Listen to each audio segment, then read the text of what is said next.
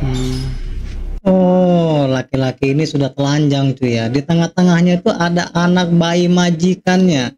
Ini seorang perempuan dengan dua laki-laki. Sepertinya ini orang Bangladesh cuy. Coba perhatikan tuh dari wajahnya itu. Tentang pembantu rumah tangga yang dari Indonesia yang bawa lelaki Bangla 2 orang masuk ke rumah majikan dia tuh ya. Tetap masih ada orang yang membackup.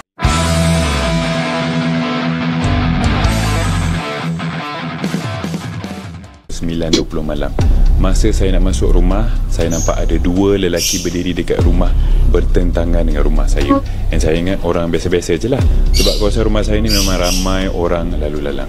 9.40 malam isteri saya nak berangkat pergi kerja, jadi saya dan anak-anak babaikan dia di depan rumah. Bila mana seorang lelaki datang and approach saya, saying dia duduk depan rumah saya dan dia nampak ada dua lelaki masuk rumah saya. Saya tak pernah kenal dia, jadi saya ambil ringan apa dia cakap. Plus tak logik ada orang masuk rumah saya dikala saya dan wife ada dekat rumah. Tapi bila saya teringat balik dua lelaki yang awal-awal saya nampak tadi, saya jadi cuak dan saya sergah mate saya, tanya ada ke dua lelaki masuk dalam rumah ni, sebab kalau itu kenalan diorang untuk hantar barang ke saya okey je.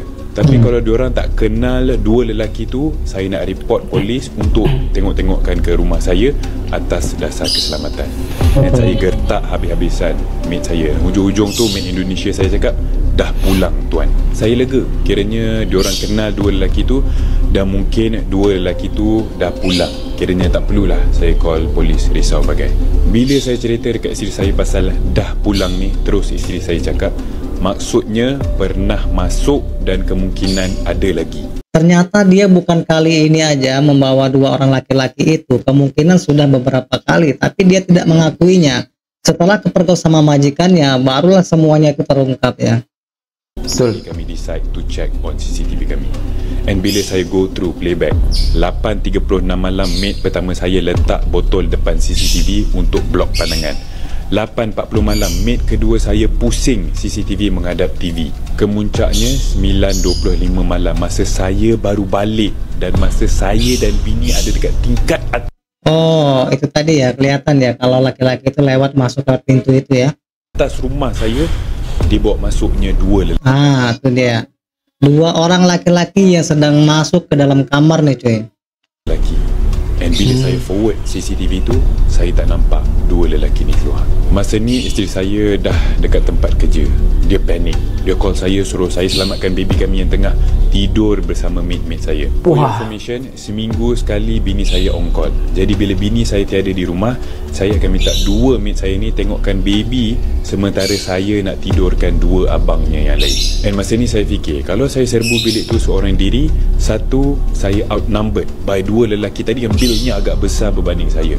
Kedua, takut dia apa-apakan anak saya yang sedang tidur ataupun anak-anak saya yang demi keselamatan ya. Jadi saya decide to call 999, disambungkan kepada polis. 11.10 malam saya call, 11.20 malam 3 peronda polis datang. Saya cerita kepada polis yang baby saya ada dalam bilik sekali dengan mate. Jadi plan saya adalah saya nak call salah seorang mate saya, minta dia hantar baby dekat saya dekat tingkat atas dengan alasan saya nak pakaikan krim eczema. Dan immediately lepas baby tu dihantar kepada saya nak bagi signal kepada polis untuk serbu bilik mate saya. Akan tetapi mate saya tak angkat call. Jadi saya bersama polis decide to terus serbu bilik mate saya tu.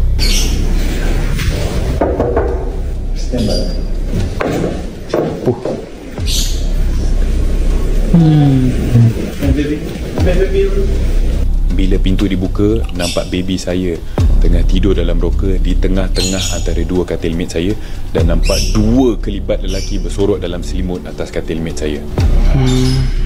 Oh, laki-laki ini sudah telanjang cuy ya. Di tengah-tengahnya itu ada anak bayi majikannya. Ini seorang perempuan dengan dua laki-laki. Sepertinya ini orang Bangladesh cuy. Coba perhatikan tuh dari wajahnya itu. Kenapa ya TKI Indonesia itu sangat menyukai orang Bangladesh?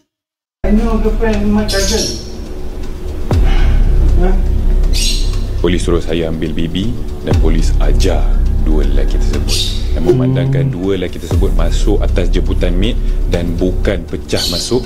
tak boleh nak tangkap dua lelaki tersebut.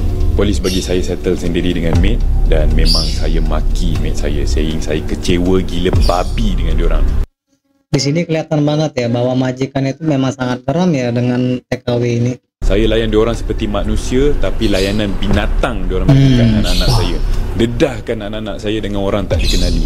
And what if anak saya menangis masa diorang tengah buat projek tu? Mau dicederakan atau dibunuh anak saya tu? Saya call agensi setiap maid saya. Pagi tadi agensi kepada maid Indonesia dah ambil maid Indonesia saya. Yang maid Filipina ni menunggu masa je. Pengajaran yang saya dapat is trust no one dan jangan bagi muka kepada maid ni. Dulu saya pernah dapat maid Indonesia hisap okok. Kami belajar dari situ, jangan bagi muka dah, tapi nampaknya kena jangan bagi muka lagi dan lagi. Dan bila saya tanya maid Filipina saya, katanya semalam merupakan kali pertama mereka bawa lelaki masuk rumah. Dan syukur Allah nak tunjuk even kali pertama dah kantoi. Alhamdulillah kami sekeluarga selamat dan terima kasih atas konsen kalian. Sorry yang teramat video ni panjang. Tentang pembantu rumah tangga yang dari Indonesia yang bawa lelaki Bangla 2 orang masuk ke rumah majikan dia tuh ya. Tetap masih ada orang yang membackup ya, yang membackup seakan-akan menyalahkan juga majikannya. Memang betul lah ya, orang-orang Indonesia nih sebagian lah, bukan semua ya, tak bisa menerima fakta kebenaran. Bukti kita tunjukkan pun masih disangkal ya. Ini kepada Mr. RI aku bagi tahu ya. Kalau Anda selalu mengatakan ya berlandaskan hukum, Mr. RI aku bagi tahu dengan kau ya. Dalam Malaysia nih hukum ya tak sama seperti di negara kita ya. Tapi ya pembantu-pembantu rumah tangga yang buat masalah dalam Malaysia nih ya, KBRI pun tak bisa ambil tindakan apapun ya. Sebab apa? Sebab cara masuk rakyat Indonesia ke Malaysia ini banyak ya melalui jalur tak benar. Jadi kalau apa-apa terjadi dengan mereka ya, hukum tak bisa berbuat apa-apa, bukti tak ada. Tahu? Masalah apapun kalau kita bawa ke mahkamah harus disertai bukti. Bukan tak banyak ya kasus pembantu rumah tangga dalam Malaysia ini yang disiksa, yang didera ya, tapi hukum tak bisa ambil tindakan apapun ya, sebab tak cukup bukti. Jangankan hukum dalam Malaysia, kedutaan sendiri tak bisa ambil tindakan apapun. Paham misteri ya? Gara-gara satu oknum TKW dan TKW-TKW lainnya itu jadi buruk di mata mereka ya. Nah inilah ya, semoga tidak terjadi lagi kejadian seperti ini.